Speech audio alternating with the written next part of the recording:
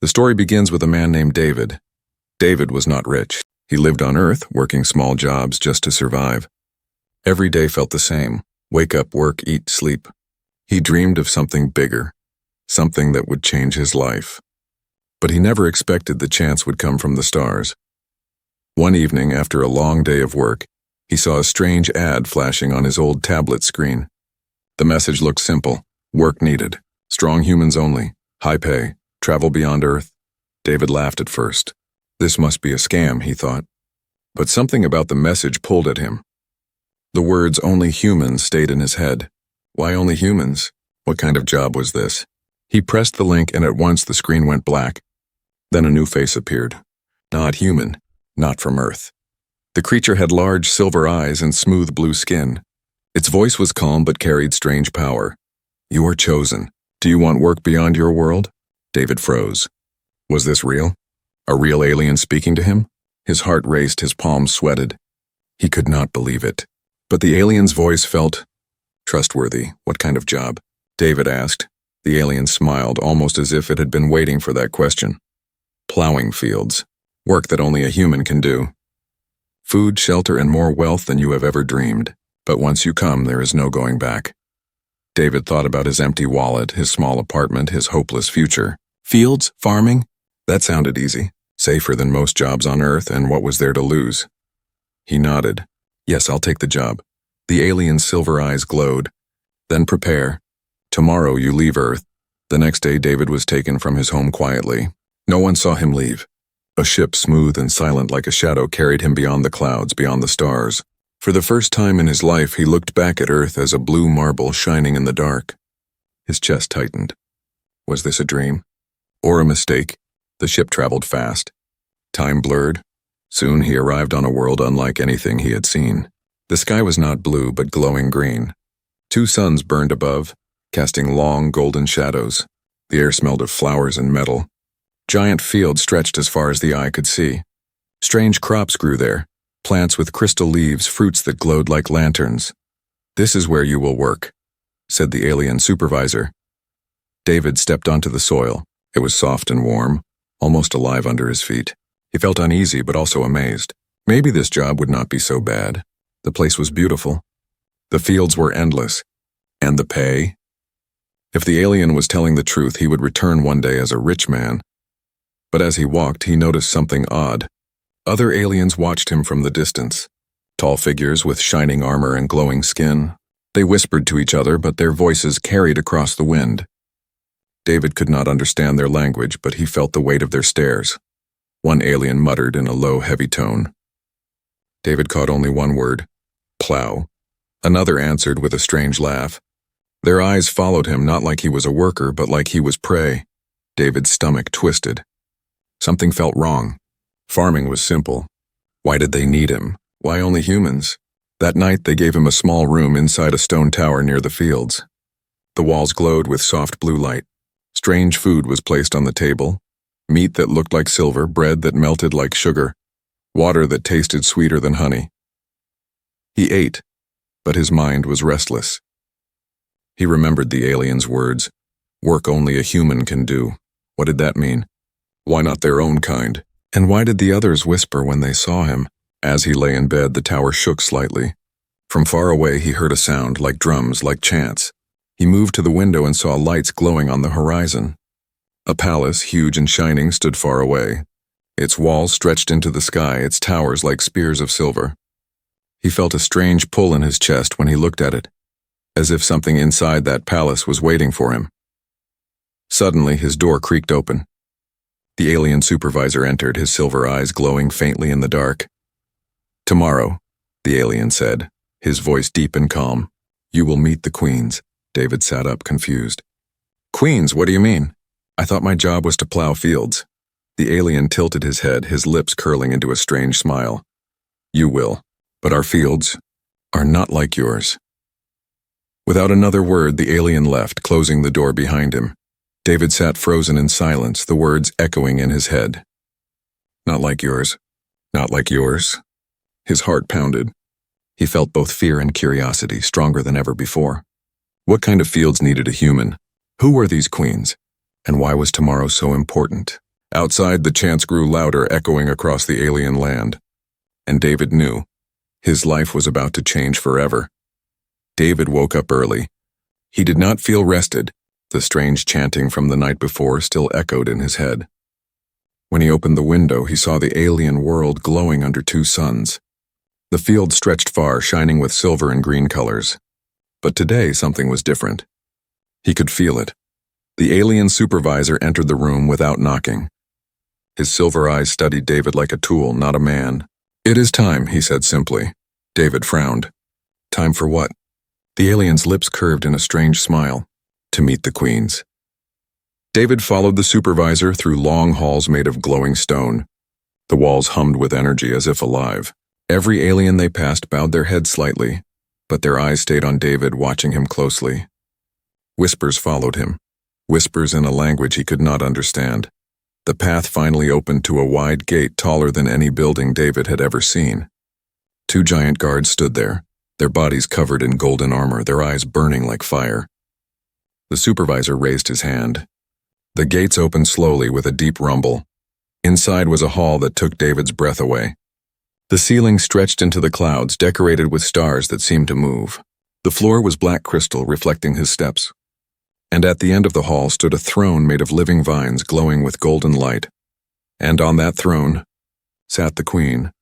She was nothing like David had imagined. She was tall, taller than any human woman. Her skin shimmered like moonlight and her hair flowed like liquid silver. Her eyes were not just eyes, they were galaxies, endless and deep. She did not just look at David. She looked through him as if she could see his soul. Beside her stood other women just as tall and radiant. Some wore crowns of crystal. Others carried staffs that glowed with fire. They were all beautiful in a strange alien way, but also terrifying, like goddesses of another world. The queen raised her hand, and silence filled the hall. "So, the worker of life has come." Her voice was not just sound. It was like music, like thunder, like a dream. David's knees felt weak. He struggled to find words. I thought I came here to plow fields," he said quietly. The queen smiled, but it was not a kind smile. It was the smile of someone who already knew the truth. "You will plow," she said softly, "but not the soil of the ground. You will plow the soil of life itself." David's heart froze. He did not understand. "What do you mean?" The queen rose from her throne and walked toward him. Each step shook the hall, yet her movements were graceful, almost floating. She touched his face gently, and for a moment, warmth flowed into his skin, spreading through his body. "Our people are dying," she whispered. "Our wombs grow empty. Our children fade. Only human seed carries the strength to awaken our blood.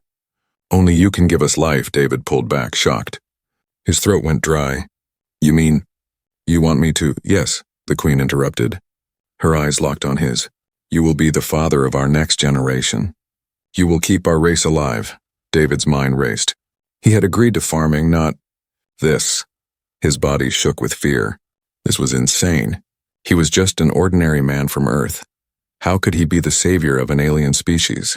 The other queens stepped forward now. Their voices joined together like 1,000 whispers. "Worker of life, worker of life, worker of life." The sound crawled under his skin. His hands trembled. He wanted to run, but the golden guards stood at the doors. Escape was impossible. The queen leaned closer, her breath warm against his ear. "You will not refuse," she said calmly, "because if you do, my people will die. Entire worlds will turn silent. The blood of 1,000,000 children will be on your hands." David swallowed hard. Guilt pressed on him like a mountain. How could he say no? But how could he say yes? The queen turned and motioned to the guards. At once, the hall doors opened again. David's eyes widened. A group of young alien children walked in. They looked weak, thin, their glowing skin fading. Some could barely stand. They stared at him with empty eyes full of hunger. Not for food, but for survival. David's chest tightened. This was no trick. Their race really was dying. And somehow, he was the answer. The queen's voice rose, echoing in the great hall. "Human, you will not just work our fields. You will sow life itself. You are no longer just David of Earth. You are the worker of life chosen by destiny." The other queens raised their staffs. A flash of golden light filled the hall. The air itself seemed to bow before him. David covered his face, trembling. He had never felt so small, yet so important. When the light faded, the queen whispered one last thing, her words sharp as a blade. Tomorrow, your trial begins. And if you fail, both our people die. That night, David could not sleep. The images of the weak children burned in his mind. The queen's words echoed in his ears. He was just a man. How could he carry such a burden? And yet something inside him stirred. A spark. A strange warmth, as if his body itself was already changing. He stared out of his window at the glowing palace, his fists clenched. He did not know if he was a prisoner, a worker, or something else entirely. But one thing was clear. Tomorrow, everything would change again. David did not sleep much that night. His mind kept returning to the queen's words. Tomorrow your trial begins. He lay awake, staring at the glowing ceiling of his room, his stomach tight with fear. He wanted to believe this was a dream, but the pain in his chest and the weight in his heart told him it was all real. Morning came with the sound of horns echoing through the alien sky.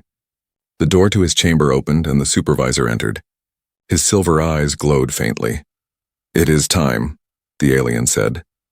David followed him through winding corridors. The air grew thicker, warmer, as if the palace itself was alive. Strange symbols glowed on the walls. Every step felt heavier, as if invisible chains pulled at his body. Finally, they reached a grand chamber. The doors opened and David stepped inside. The room was massive, shaped like a circle. The floor was covered with strange golden dust, glowing softly. At the center of the chamber stood the queen herself, waiting. Behind her, the other queens formed a circle, their eyes fixed on David. The queen raised her hand and the chamber grew silent. "Human," she said, her voice calm but sharp. "The first trial begins now. You must prove you can carry our burden." David's mouth went dry. "And how do I do that?" The queen did not answer. Instead, she gestured toward the ground. At once, the golden dust began to move. It swirled and rose, forming shapes, strange, glowing creatures made of light and fire. They had sharp claws, long tails, and eyes that burned red. David stepped back, his heart racing. What are those?" The queen's eyes locked onto him. "They are our test. They will break you if you are weak. They will obey you if you are strong. Survive them, and you will be ready for the true work." The creatures circled David, growling softly. He had no weapon, no armor, nothing but his human body. His legs trembled. His mind screamed to run, but the golden doors behind him had closed tight. The queen's voice rang out again. "Show us the strength of a human." One creature lunged at him. Its claws slashed through the air. David ducked just in time, the wind of the strike brushing his face. His body moved faster than he expected. The second creature leapt, aiming for his chest. David raised his arm to block, expecting pain. But instead, something strange happened. His skin glowed faintly for a moment, and the impact didn't break him. The creature fell back, snarling. David gasped. What's happening to me?" The queens whispered among themselves, their voices rising like a storm. The queen on the throne smiled faintly. "The change has begun," she said. The creatures attacked again, faster, harder. David's instincts took over. He moved with speed he didn't know he had. He dodged, he rolled, he struck back with his fists. Each punch landed heavier than it should have, sending the glowing beasts crashing into the dust. At first, fear ruled him. But soon something else took over, a strange fire inside his chest. His blood boiled with energy. His muscles felt stronger, his breath sharper, his mind clearer. For the first time, he wasn't just surviving. He was fighting. With a loud cry, he grabbed one of the glowing creatures by its throat and slammed it into the ground. The light inside it shattered and the beast melted back into dust. The others paused, growling. David stood tall, his chest rising and falling. His fists glowed faintly now. "Come on," he whispered, surprising even himself. "I'm not afraid anymore." The battle raged for what felt like hours, but David refused to give in. His body moved like it had been trained for this all his life. Finally, with one last strike, the final creature burst into dust. The chamber fell silent. David stood there sweating, gasping for breath, his clothes torn. But he was alive. Stronger than ever. The queens all rose to their feet. Their eyes glowed with surprise and hunger. The queen walked forward slowly, her expression unreadable. "You did not just survive," she said softly. "You conquered. No other being has ever fought them like this. Do you see now, human? Do you see what you are becoming?" David's chest tightened. He looked down at his hands, still glowing faintly with golden light. His heart pounded. Something inside him was changing, and he didn't know if it was good or bad. I don't understand, he whispered. The Queen touched his chest lightly, and her voice lowered to a whisper. You are not only human anymore. Your body is evolving. The trial has unlocked what sleeps inside you. But be warned. Her eyes darkened. The more you change, the less human you will remain. David stumbled back. Fear mixed with power inside him. He didn't know if he was becoming stronger or losing himself. The Queen turned and raised her hand. The chamber doors opened again. Guards stepped forward, their faces unreadable. Take him to rest, she ordered. Tomorrow his true trial begins. As David was led away, his mind raced. He had survived the first test, but at what cost? His body was no longer the same. His future no longer belonged to him, and deep inside a question burned. Was he chosen to save their race? Or to sacrifice his own humanity? That night, as he lay in his chamber, the glowing marks still burned on his skin. He stared at them, trembling. He knew the trials were far from over, and he knew one more thing. Whatever was coming next would be far more dangerous than what he had just faced. David woke the next morning with pain running through his body. Every muscle ached, but it was not the pain of weakness. It felt different, like his body was being rebuilt from the inside. His skin still carried faint glowing marks from the trial, and when he touched them, they pulsed softly like a heartbeat. He sat up, breathing heavy. What's happening to me? He whispered. The door opened. The alien supervisor stepped in with his usual cold stare. But this time he looked at David differently. There was something sharp in his silver eyes, something like fear. You survived, the alien said slowly. You were not supposed to, David frowned. Not supposed to? You wanted me to die? The alien said nothing for a long moment. Finally, his voice dropped low. The trials are not only tests. They are awakenings. You are changing, human. Faster than we expected. David felt a chill. Changing into what? The alien did not answer. He simply turned and motioned for David to follow. They walked through the palace until they reached a hidden chamber deep underground. The walls here were different. Not glowing crystal, but dark stone carved with strange symbols. The air smelled of smoke and blood. Torches lit the room, and in the center stood a large pool filled with shimmering liquid. It glowed like molten gold. Around the pool, alien priests in black robes whispered in a strange language. David's stomach turned. What is this place? The supervisor's face stayed unreadable. The well of bloodlines. Only the worker of life may enter it. The Queen ordered us to bring you here. Before David could reply, the Queen herself appeared, her silver hair glowing under the torchlight. She moved closer, her eyes locked on him. David of Earth, she said softly. You feel the change, don't you? David clenched his fists. Yes, but I don't understand it. The Queen touched his chest gently, and again warmth flowed through him. His heart raced. Your kind is different, she whispered. Humans were always more than they knew. You adapt. You evolve. When placed in danger, your blood rewrites itself. No other species in the stars can do this. David's eyes widened. So, you wanted me because I'm human? Yes, the Queen said. Your people are the only ones who can save us. But we did not expect this. Her eyes narrowed slightly. You are evolving faster than even our oldest records told us. Every trial, every challenge, unlocks more of your hidden power. The priests began chanting louder, their voices echoing off the stone walls. The golden pool bubbled as if alive. The Queen gestured toward it. Step into the well. If you are truly the worker of life, the well will not burn you. It will reveal your secret fully. David stared at the glowing liquid. His body trembled. It looked dangerous, like it could melt flesh from bone. He shook his head. And if it kills me? The Queen's voice was calm. Then you were never the one we needed. David looked at the liquid again. His heart pounded. He had no choice. The guards blocked the door. The priest's chanting grew louder. Slowly, step by step, he walked toward the pool. He touched the surface with his foot. For a moment, fire rushed through him and he screamed. But then the fire cooled. The golden liquid wrapped around him like warm light. He sank deeper until he was fully inside. The world vanished. David floated in endless darkness. His body glowed faintly. Suddenly, visions flashed before his eyes. Earth's history, wars, struggles, survival. Humans fighting, bleeding, growing stronger. Every time they were broken, they rose again. Every time they were weak, they adapted. Then he saw something more: futures. Humans not just surviving, but conquering. Humans spreading across stars, stronger than any race. His chest burned with strange pride and fear at the same time. A voice whispered inside his head, not the Queen's voice, not the priest's. It was his own. You are the bridge. You are the seed. You are the weapon.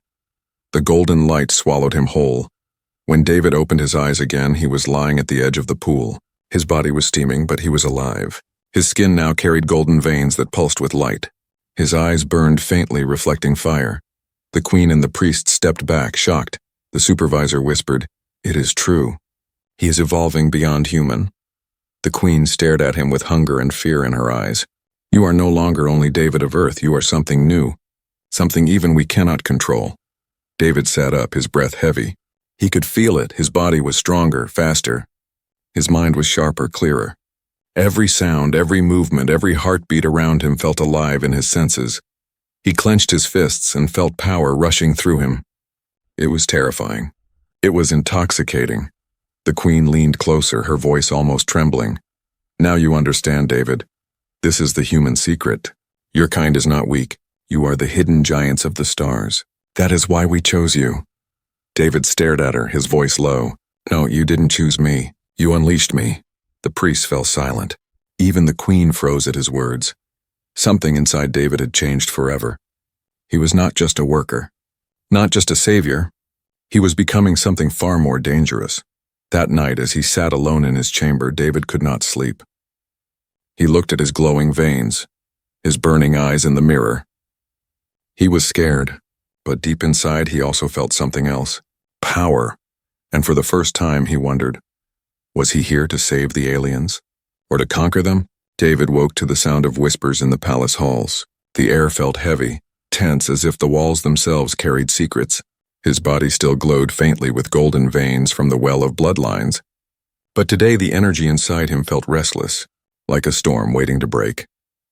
When he stepped into the corridor, the supervisor was already waiting. But his silver eyes no longer looked cold. They looked worried. "There are those who do not want you alive," the alien said quietly. David frowned. "What do you mean?" The supervisor leaned closer. "Not all of the queens agree with your presence. Some see you as savior. Others see you as a threat. They fear you will replace them or rule them." David's chest tightened. "Rule them? I didn't come here to be a king." The alien's lips curved faintly. "Sometimes kings are made, not chosen." Later that day, David was summoned again to the grand hall. The queens sat in a circle, their tall bodies glowing like living stars. But their faces were not united. Some stared at David with hope, others with suspicion. One of the younger queens spoke, her voice sharp. "This human is dangerous. Already his body is changing. Soon he will not be man or alien. He will be monster." Another queen answered, her tone calm but strong. "He is our last chance. Without him, our people die." The hall filled with murmurs. David stood at the center, silent, but every word cut into him. He was not just a worker anymore. He was a battlefield of politics. The eldest queen finally raised her hand, and silence returned. "Enough, the human stays. His trials will continue." But David noticed something. One queen, sitting at the edge of the circle, did not speak. She only stared at him with cold eyes, eyes full of hate. That night, David returned to his chamber, but he did not feel safe. The supervisor's warning echoed in his head. "There are those who do not want you alive." Hours later, as he lay in bed, a shadow slipped into his room. The sound was silent, but David's new senses caught it. His body moved before his mind did. He rolled from his bed just as a blade struck the pillow where his head had been. A tall alien assassin stood over him, its weapon glowing with poison. Its eyes were cold, merciless. David's heart pounded. He had no weapon. But his body, the power inside him, reacted on its own. His glowing veins flared bright, and his fist struck like thunder. The assassin flew across the room, crashing against the wall. But another shadow leapt through the window, then another. 3 more assassins. David fought with fury. His body moved faster than thought. Every strike broke the air like lightning. He slammed one assassin into the wall, twisted another's weapon out of its hands, and crushed it under his foot. But the last assassin was different. It whispered in his ear as they struggled, "You are not savior," it hissed. "You are seed of empire.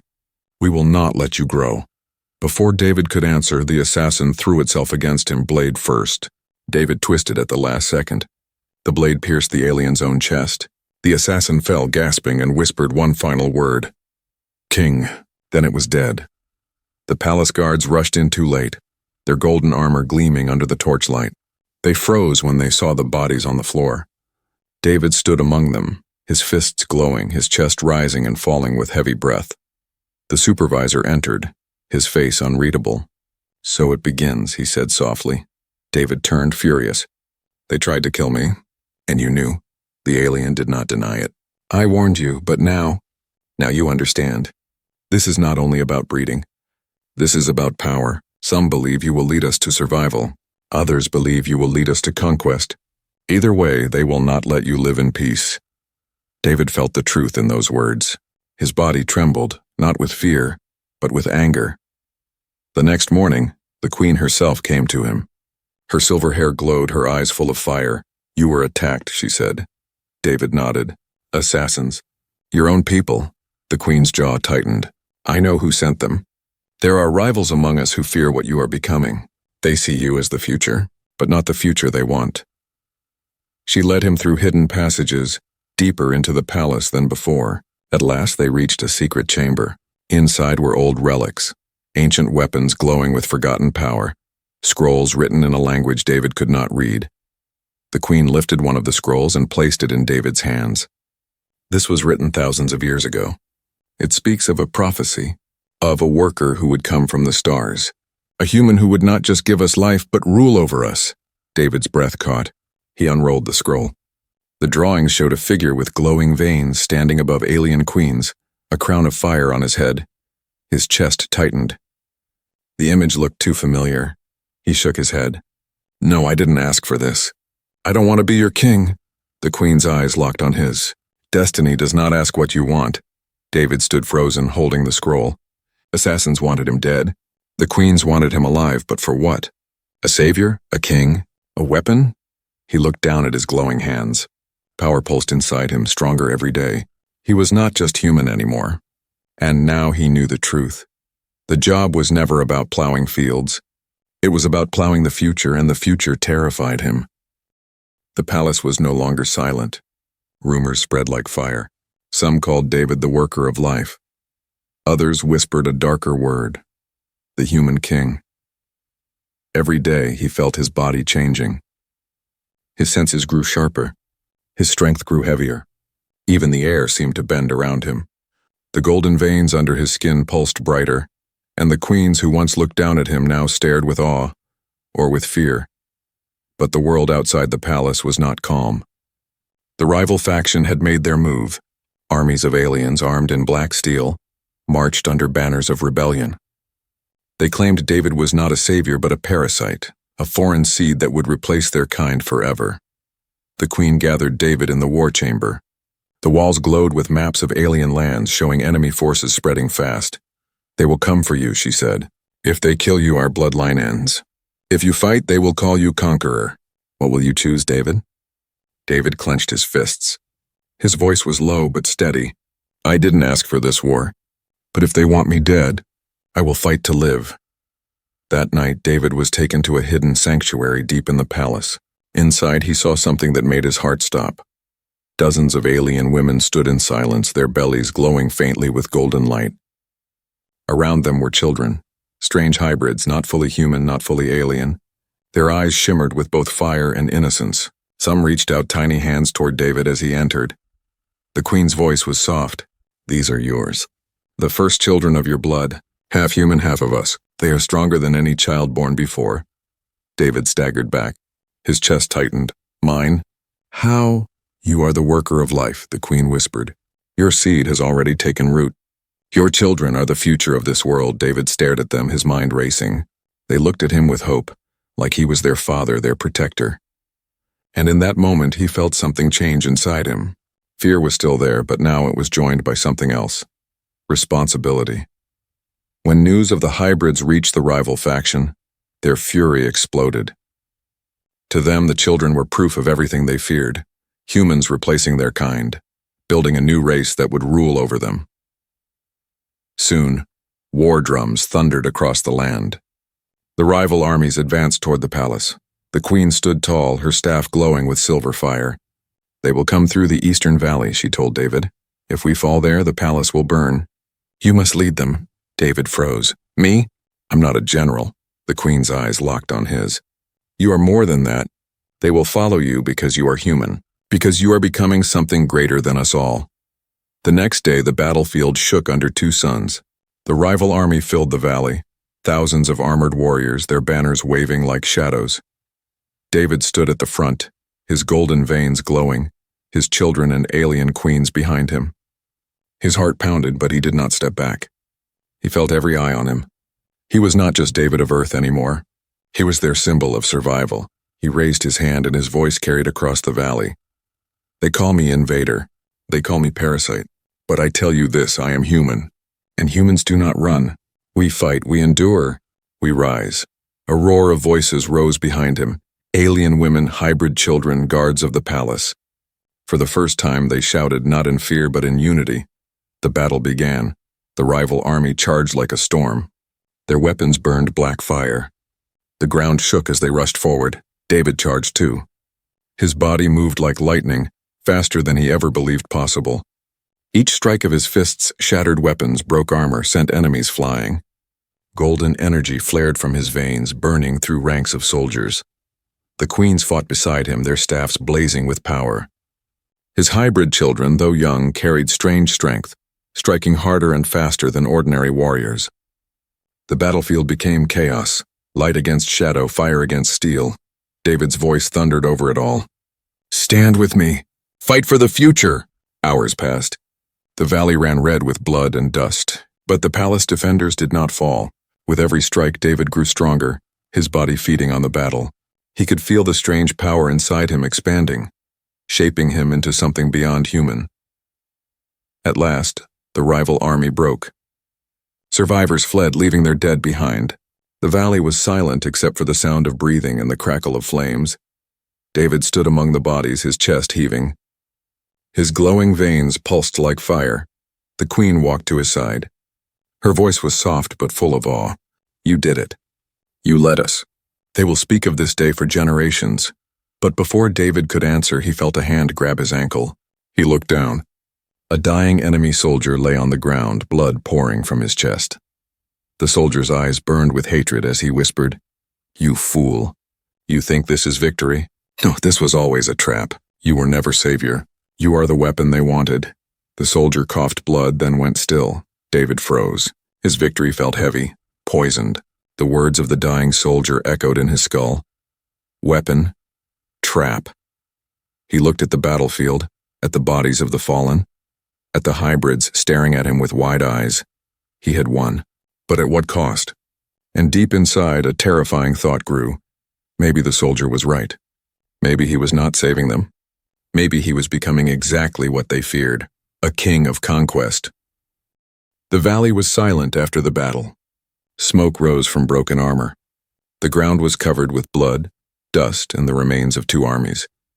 David stood in the center, glowing with golden veins, his breath heavy. Around him, the survivors stared in silence, queens, children, and guards alike. They looked at him not as a worker anymore, but as something greater, something dangerous. The queen walked closer, her silver hair shining in the light of the two suns. She looked at him with awe, but also with fear. "You have done what no other could," she whispered. "You saved us. You led us to victory. You are no longer just the worker of life. You are the king of life." The words struck David like a blade. King, weapon, savior, monster. Every title felt heavy, like chains around his neck. He looked at his glowing hands and clenched them. "I never asked for this." The queen's voice grew sharp. "Destiny does not ask. Destiny demands." That night, the palace held a great gathering. The queens knelt before David. The hybrid children, glowing with golden light, stood beside him. The people cheered his name, but inside David's heart there was no peace. He remembered the words of the dying soldier. "You are not savior. You are weapon. Trap." He could not ignore them. Later, when the halls were empty, the supervisor approached him. His silver eyes were grim. "Do you still believe this was just a job?" he asked. David stayed silent. The alien leaned closer. "The truth is simple. You were never hired. You were chosen. Long before you were born, our seers spoke of a human who would rise from the stars. They did not just want you to plow our future. They wanted you to become it." David's chest tightened. "So everything, the trials, the well, even the children, it was all a plan." The alien nodded slowly. "Yes. And now you must decide if you will rule us or destroy us." The next day, David climbed to the highest tower of the palace. From there, he could see the alien world stretching far, fields of glowing crops, cities shining with silver towers, and beyond them, the stars. He thought of Earth.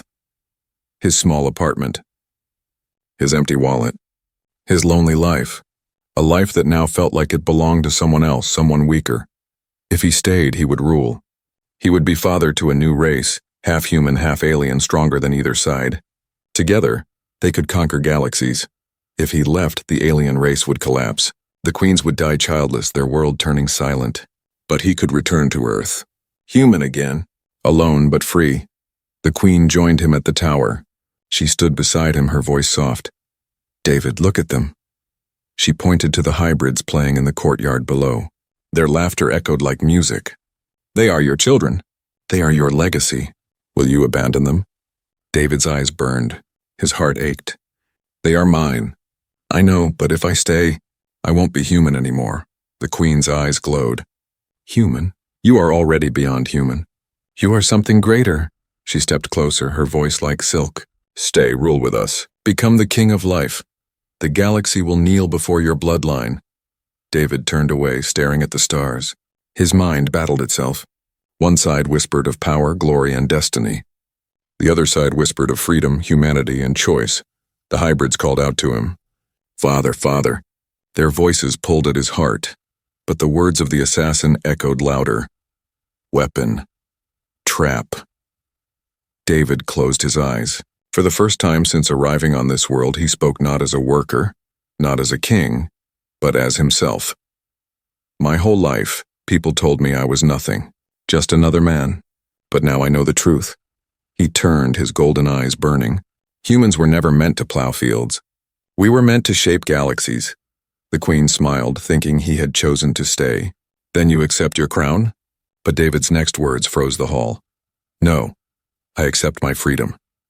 Golden light burst from his veins. His power flared, shaking the palace walls. The queen staggered back, shielding their eyes. The hybrids gasped, reaching for him. David spread his arms wide. "I am human, and that means I choose my own path." The power inside him surged like a star. For a moment he felt everything, the past, the future, the weight of destiny itself. He could stay and rule. He could leave and vanish. Both futures burned before him, and then silence. When the light faded, David was gone. The palace stood empty where he had been. The queens looked at each other in shock.